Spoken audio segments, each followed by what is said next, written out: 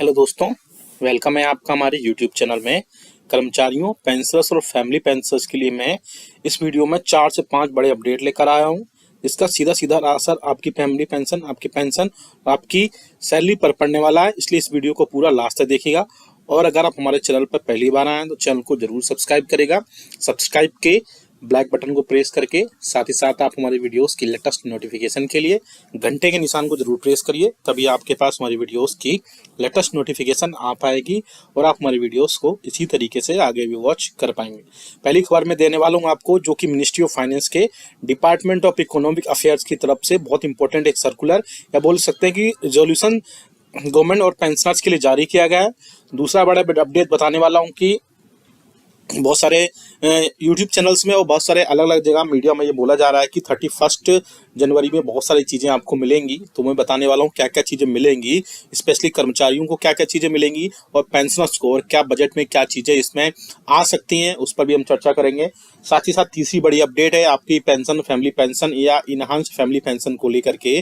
तो जैसे कि आपको पता है कि मैं डेली एक आपके लिए एक कार्रवाई लेकर आता हूँ, जिसमें आपको अगर पेंशन और फैमिली पेंशन नहीं मिलती है तो आपको उस स्थिति में क्या करना चाहिए। गवर्नमेंट की तरफ से ये सक्सेस स्टोरी जारी की गई है, वो भी मैं इस वीडियो में बताऊंगा।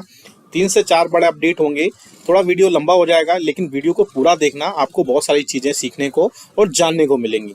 इसलिए चैनल को अभी से सब्सक्राइब करने के बाद बेल आइकन को प्रेस कर दीजिए, वीडियो को अभी से लाइक कर दीजिए। पहली खबर की तरफ लेकर चलते हैं, आपकी स्क्रीन पर दिखाई भी दे रहा है, हम देख सकते हैं, जो कि जारी किया गया है मिनिस्ट्री ऑफ फाइनेंस के डिपार्टमेंट ऑफ इकोनॉमिक अफेयर्स की तरफ से, बजट से डिवीजन की तरफ से, जिसमें आप सभी को पता है कि आपके जो सिमिलर फंड्स हैं जीपीएफ के या जीपीएफ है, उनकी 1 जनवरी 2024 से लेकर के 31 मार्च 2024 तक की 1 जनवरी 2024 से लेकर के 31 मार्च 2024 के बीच में जो इंटरेस्ट रेट है जीपीएफ की और उसके अदर जो सिमिलर जो भी स्कीम्स है, उन सब की इंटरेस्ट रेट सामने आ चुकी है। आप सामने स्क्रीन पर देख सकते हैं, रिजोल्यूशन में बिल्कुल क्लियर लिखा है, it is announced for general information that during the year 2023-2024 accumulations at the credit of subscribers to the general provident fund and other similar funds shall carry interest at the rate of 7.1%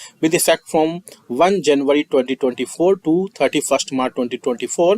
The rate will be in force with effect from 1st January 2024. The funds concerned are, तो आप देख सकते हैं कि GPF की जो interest rate है वो 1 जनवरी 2024 से 31 मार्च 2024 के बीच में 7.1% रखी गई है। साथ ही साथ जो अदर इसमें स्कीम्स हैं, चाहे वो आपकी जनरल प्रोविडेंट फंड जीपीएफ की सेंट्रल सर्विसेज की हो, कॉन्ट्रीब्यूटिव प्रोविडेंट फंड हो, all India service provident fund हो, स्टेट रेलवे प्रोविडेंट फंड हो, जनरल प्रोविडेंट फंड हो, डिफेंस सर्विसेज का, बाकी आप और भी जो प्रोविडेंट फंड है उनको देख सकते हैं। और आप ये डिस्क्रिप्शन में हम इसको डाल देंगे, वहाँ से आप इसको सीधा डाउनलोड कर पाएंगे। हिंदी इंग्लिश दोनों में सेम आपको ये मिलेगा। अब चलिए बात करते हैं बड़े अपडेट की, जो कि आ रहा है आपकी 31 जनवरी को आपको क्या क्या मिलेगा। ये 1 फरवरी को, जैसे कि आम बजट आने की पॉसिबिलिटी से फरवरी में, तो उसमें आपको कर्मचारियों, पेंशनर्स और फैमिली पेंशनर्स को क्या क्या मिलने की उम्मीद जताई जा रही है। तो पहले बात कर लेते हैं कर्मचारियों के लिए। कर्मचारियों के लिए इसमें बड़ी खुशखबरी है कि आपको 31 को या 1 फरवरी को ऑल इंडिया कंज्यूमर, पहला तो all India consumer price index का डेटा आ जाएगा, जिससे आपका जनवरी 2024 का महंगाई भत्ता और महंगाई राहत तय हो जाएगा। बहुत ज़्यादा उम्मीद है कि डेटा अगर बहुत ज़्यादा अप्रत्याशित या बम्पर उछाल होता है तो आपको 51% महंगाई भत्ता और महंगाई राहत दोनों को देखने को मिलेगा। लेकिन जिस हिसाब से डेटा आ रहा है, मुझे लगता है कि आपको 50% महंगाई भत्ता और महंगाई राहत मिलेगा। लेकिन 50% के बाद में कर्मचारियों, पेंशनर्स और फैमिली पेंशनर्स का जो डेटा होगा, उसके हिसाब से आपको उसमें कर्मचारियों के लिए स्पेशली एक और बड़ी खुशखबरी होगी कि उनको हाउस रेंट अलाउंसेस में भी बढ़ोतरी देखने को मिलेगी। क्योंकि आप सभी को पता है कि 7वें वेतन आयोग के रिकमेंडेशंस के हिसाब से 25% डीए क्रॉस करने पर और 50% डीए क्रॉस करने पर एचआरए में बढ़ोतरी का प्रावधान है। जैसे कि आप सभी को पता है कि आप सब जानते हैं कि जब 25% डीए क्रॉस हुआ था तो उस टाइम पे कर्मचारियों का जो एचआरए था उसमें बढ़ोतरी हुई थी, और अब फिर से बढ़ोतरी देखने को मिलेगी जब डीए और डीआर 50% क्रॉस करेगा। तो इस बार 50% क्रॉस 100% करेगा और उसके बाद में एचआरए भी बढ़ेगा। अभी आप सभी को पता है कि पेंशनर्स कर्मचारियों का जो एचआरए वो 9, 18 और 27% है, जेड, वाई और एक्स सिटी में, लेकिन अब बढ़ने के बाद में 10, 20 और 30% हो जाएगा, जिससे कर्मचारियों को तो काफ़ी ज़्यादा फायदा देखने को मिलेगा। लेकिन पेंशनर्स के लिए बात करें तो पेंशनर्स को जैसे लास्ट वर्किंग डे पर सैलरी पेंशन आती है वो तो आएगी, साथ ही साथ दूसरी चीज़ जो है उसमें आपको देखने को मिलेगा डीए और डीआर कंफर्म हो जाएगा, लेकिन कर्मचारियों के लिए एक्स्ट्रा एक बोनस होगा कि उनको एचआरए भी बढ़ोतरी देखने को मिलेगी। साथ ही साथ बात करें बजट सेशन में, बहुत सारे लोग बोल रहे हैं कि बजट सेशन में कर्मचारियों और पेंशनर्स के लिए काफ़ी चीज़ें देखने को मिलेगी। तो मैं बता दूं बजट सेशन में एक आम बजट सेशन है, इसमें बहुत ज़्यादा चीज़ें नहीं होंगी, अलग से ही कोई ना कोई चीज़ें देखने को मिल सकती है। और बहुत सारे लोग जो बोल रहे हैं कि 18 माह का डीए और डीआर का जो एरियर्स है वो भी बजट सेशन में दिया जाएगा, तो बता दूं ऐसा नहीं है। इसके लिए टाइम टू टाइम अलग अलग टाइम पे टाइम यूनियंस और फेडरेशन अलग से एक मीटिंग लेती रही हैं, जिसमें कर्मचारियों, पेंशनर्स और फैमिली पेंशनर्स का 18 माह का जो डीए और डीआर का एरियर्स है उसके रिगार्डिंग बातचीत हुई है। हालांकि गवर्नमेंट ने रिटर्न ऑर्डर में अपने क्लियर बोल दिया था कि 18 माह का डीए और डीआर का जो एरियर्स है वो प्रोवाइड नहीं कराया जा सकता है, क्योंकि कोविड के टाइम पे उसको ब्लॉक किया गया था। लेकिन अब गवर्नमेंट और अब जो यूनियंस और फेडरेशन से बोल रही है कि अब जो इकोनॉमी है वो धीरे धीरे बढ़ रही है, ग्रोथ कर रही है, तो उसी के चलते अगर एक बार में नहीं तो 3 से 4 अलग अलग इंस्टॉलमेंट में 18 मंथ का डीए और डीआर का एरियर्स मिल जाए। अब सुनने में ये आ रहा है, मीडिया में ऐसी खबरें आ रही है कि आगे आने वाले दिनों में एक बहुत अच्छी मीटिंग हो सकती है, जिसमें कर्मचारियों, पेंशनर्स और फैमिली पेंशनर्स के 18 मंथ्स का डीए और डीआर का कोई ना कोई अच्छा एक आउटपुट, पॉजिटिव आउटपुट निकल कर देखने को मिलेगा।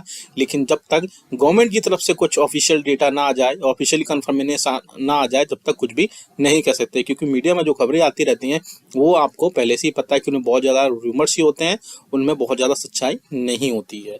चलिए नेक्स्ट बड़ी अपडेट की तरफ लेकर चलते हैं। जैसा कि बताया कि हम आपको डेली एक सक्सेस स्टोरी लेकर आएंगे पेंशनर्स की, कर्मचारियों की। आप देख सकते हैं इसमें ये पेंशन स्टोरी, सक्सेस स्टोरी आप देख सकते हैं, इसमें फीडबैक दिया गया है सेंट्रल पोर्टल का, ये गवर्नमेंट की तरफ से ही जारी की जाती है।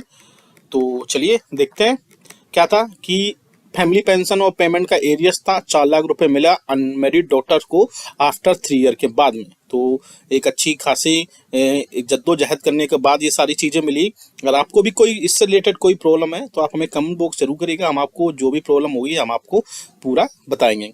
तो आप देख सकते हैं an unmarried daughter of late a railway employee. Her mother died in September 2022, leaving behind her a son, her and a younger son. Thereafter, she applied for family pension in the concerned ministry. तो आप देख सकते हैं, as per the case report, she was asked several documents. However, even after 25 years, her family pension was not started. तो आप देख सकते हैं सारे डॉक्यूमेंट सबमिट कर दिए, इसके बाद भी 2.5 साल तक उनकी फैमिली पेंशन को स्टार्ट नहीं किया गया। इसके बाद उन्होंने क्या किया आप देख सकते हैं, उन्होंने एक कंप्लेंट फाइल की, बोल सकते हैं, आप नंबर भी देख सकते हैं, CPENGRAMS पोर्टल पर in the month of March 2023 which was forwarded to the concern ministry. इसके बाद ये कंसर्न मिनिस्ट्री को सौंपा गया, कंसर्न मिनिस्ट्री को फाइल भेजी गई। इसके बाद में the GRO issued a letter asking her to submit indemnity bond in proper format from court and closed her case on 5 April 2023। तो आप देख सकते हैं कि 5 अप्रैल 2023 को उनका जो है सारी चीज़ें कर दी गई। इसके बाद thereafter she submitted the document and the mean time she was contacted by the feedback team and the case was re-registered on 8 September 2023 as she informed about not receiving the pensionary dues। तो उनको pension तो मिलने start हो गई, लेकिन pensionary dues थे वो नहीं मिले। तो फिर जब the reregistered case was sent to ministry of railways and the ministry expeditiously acted in her case and the complaint were close in the payment of family pension arrears of ₹4 lakhs in the month of सितंबर 2023। तो आप देख सकते हैं कि 2.5 साल तक pension नहीं मिली थी।